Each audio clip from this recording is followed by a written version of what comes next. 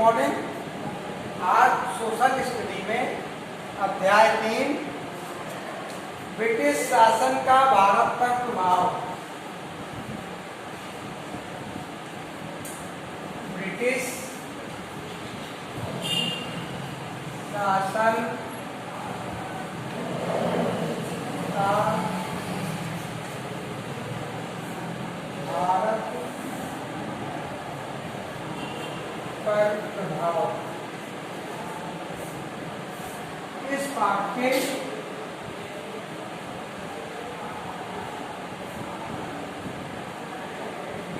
प्रश्नों के बारे में चर्चा करेंगे। ठीक है, तो कल हमने आपको पढ़ाया था ब्रिटिश शासन का भारत पर प्रभाव।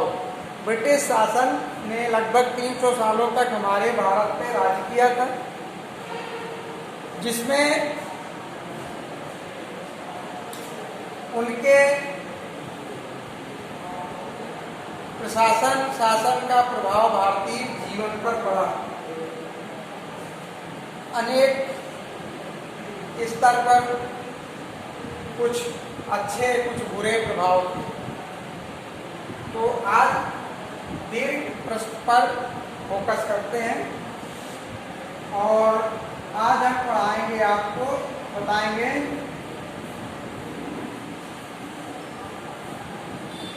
ड्यूरेटिंग एक्ट के बारे में। ड्यूरेटिंग एक्ट पर एक टिप्पणी लिखिए।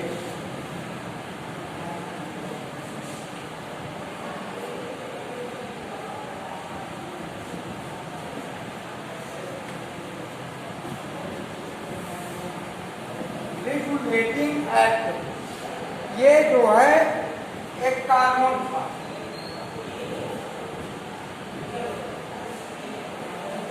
जो भारतीयों पर लगाया गया था। अंग्रेज ब्रिटिश प्रशासन ने इसे भारतीयों के लिए बनाया था, केवल भारतीयों के लिए। उनके जो नागरिक भारत में थे उनके लिए इस कानून से कुछ लेना देना नहीं था। उनके लिए अलग कानून थे, भारतीयों के लिए अलग कानून थे। ड्यूरेटिंग एक्ट को ब्रिटिश प्रशासन द्वारा सन 1773 ईस्वी में लागू किया गया। इस एक्ट को 1773 ईस्वी में ब्रिटिश प्रशासन द्वारा पारित कराया गया। उस समय बंगाल के जो गवर्नर थे वो वारेन हेस्टिंग थे।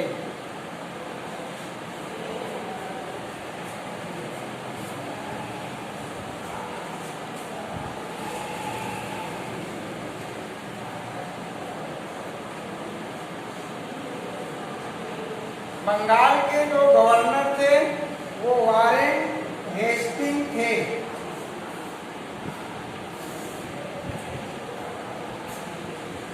तो इस ड्यूरेटिंग एक्ट के द्वारा जो कानून बनाए गए थे उनमें एक नियम ये था कि ये जो बंगाल का गवर्नर था, पहले केवल ये बंगाल के गवर्नर होते थे, जो भी गवर्नर होता था बंगाल का स्पेशल गवर्नर होता था, और जो अंग्रेज शासित राज्य थे उनके अलग अलग गवर्नर थे। लेकिन इस एक्ट के लागू हो जाने के बाद बंगाल का गवर्नर पूरे भारत में समस्त अंग्रेजी राज्यों का गवर्नर माना हो गया। ऐसा कानून बनाया गया कि जो बंगाल का गवर्नर होगा वही समस्त अंग्रेजी राज्यों का भी गवर्नर होगा।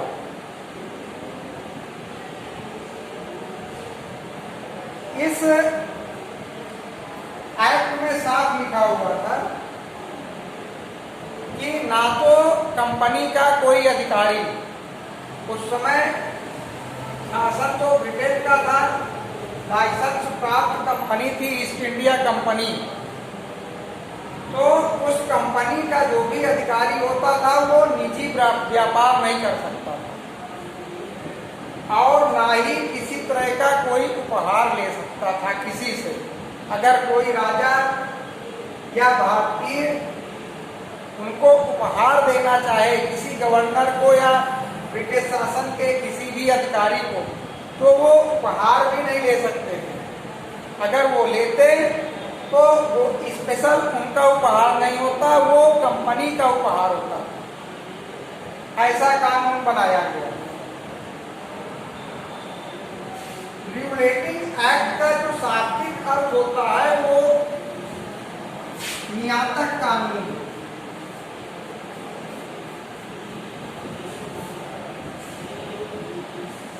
नियातक कानून,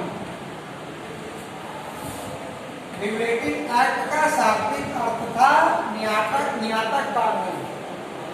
ठीक है, तो रेगुलेटिंग एक्ट के बारे में आपने ये मेन पॉइंट जाने। इसके अंतर्गत, इस एक्ट के अंतर्गत कोलकाता में एक सुप्रीम कोर्ट की स्थापना की गई थी। अभी तक भारत में कोई कोर्ट नहीं था, कोई सुप्रीम कोर्ट नहीं थी। इस एक्ट के अंतर्गत भारत में एक सुप्रीम कोर्ट की स्थापना की गई कोलकाता में, जिसमें एक मुख्य जज होता था तथा उसके 3 सहायक जज होते थे। ये भी कानून बनाया गया था रेगुलेटिंग एक्ट के अंतर्गत। सुप्रीम कोर्ट के विरुद्ध पहले तो कोई भारतीय सुप्रीम कोर्ट तक ही नहीं जाता था। अगर कोई व्यक्ति सुप्रीम कोर्ट की बात नहीं मानता था तो उसे प्रीवी काउंसिल इंग्लैंड में अपील करने की छूट थी। ये इस एक्ट के मुख्य बिंदु। ठीक, अब अगला क्वेश्चन है,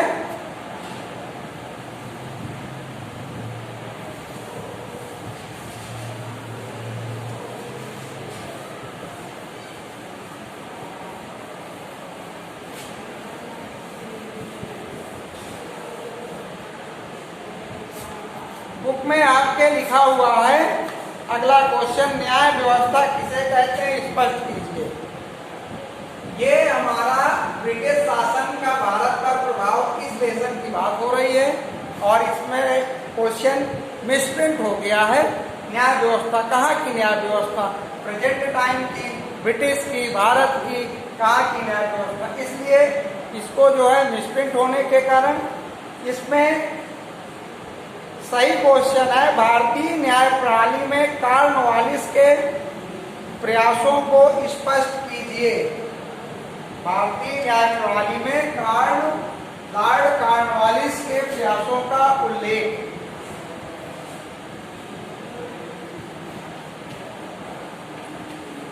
भारतीय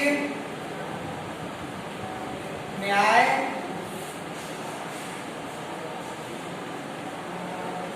प्रणाली में लॉर्ड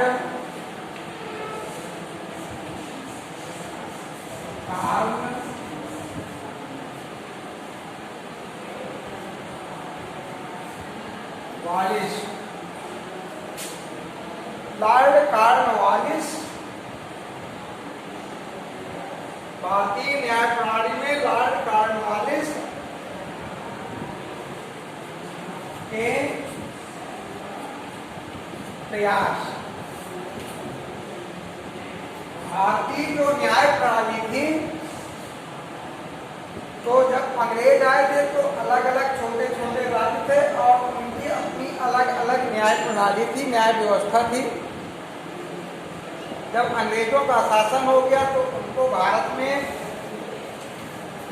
एक न्याय व्यवस्था की जरूरत पड़ी, जिस पे फोकस किया लॉर्ड कॉर्नवालिस ने। लॉर्ड कॉर्नवालिस ने भारतीय न्याय व्यवस्था को यूरोपीय न्याय व्यवस्था के अनुरूप बनाया।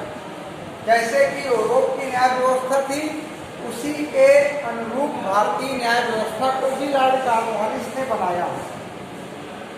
प्रत्येक जिले में दीवानी और फौजदारी के न्यायालय स्थापित किए गए। उस समय जब अंग्रेज भारत आए थे तो उस समय जो न्याय व्यवस्था थी वो सम्राट या मौलवी या धर्माचार्यों के हाथों में थी। तो उन्होंने यहाँ की जो न्याय व्यवस्था थी उसको यूरोपीय न्याय व्यवस्था के अनुरूप बनाया और प्रत्येक जिले में दीवानी और फौजदारी के न्यायालय स्थापित किए। परिवर्तनशील दशाओं को ध्यान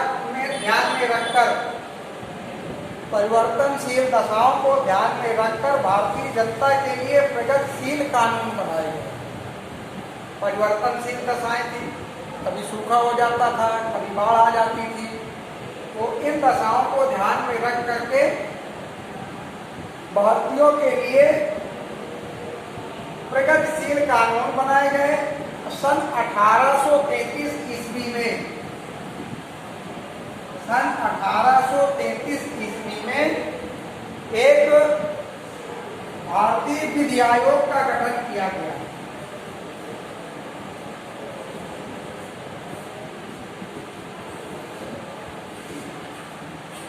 भारतीय विधि आयोग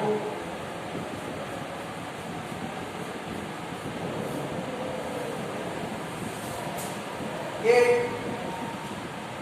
कानून का एक आयोग था जिसे भारतीय विधि आयोग कहा जाता है और इसका गठन जो है 1833 ईस्वी में किया गया, जिसके द्वारा प्रत्येक व्यक्ति को सुलभ न्याय मिल सके। तो ये जो न्याय व्यवस्था थी, अंग्रेजों ने भारत में जो ये विधि लागू की थी, इसे भारतीय क्या कहते थे? यानी इस कानून को भारतीय क्या कहते थे? कंपनी बहादुर।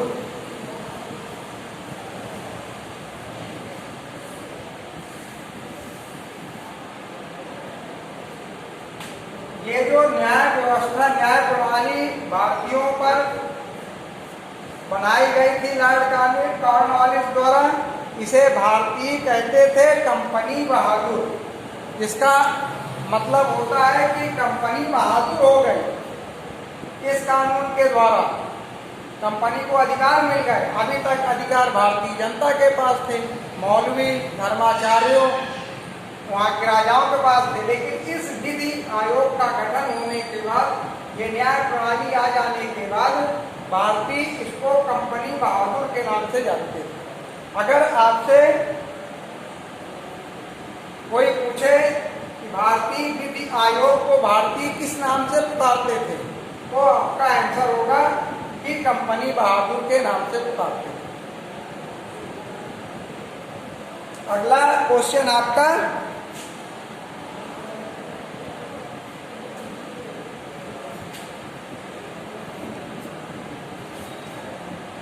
ब्रिटिश शासन में परिवहन एवं संचार पर टिप्पणी लिखिए। ये हम आपको कल बता चुके हैं और हर क्वेश्चन आपको नेक्स्ट टर्म में पढ़ाया जाएगा। Thank you.